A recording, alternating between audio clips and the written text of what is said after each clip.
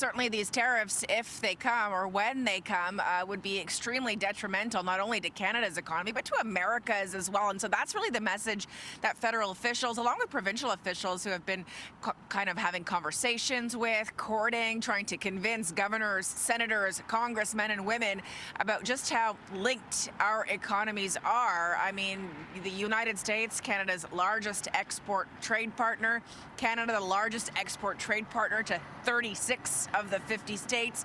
The economy is inextricably linked, and so a lot of detriment to the economy, to jobs here on the line if the incoming commander-in-chief goes through with what he's been promising, which are 25% tariffs on all Canadian imports, and he's promised it on the first day he takes office. So I think a lot of Canadians kind of waiting, holding their breath to see what happens in the hours after Donald Trump goes back to the Oval Office.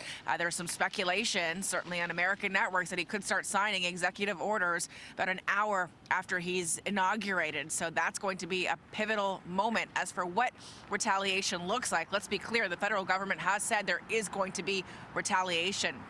Federal officials saying it's going to be a tit-for-tat situation to keep the pressure on our American neighbors.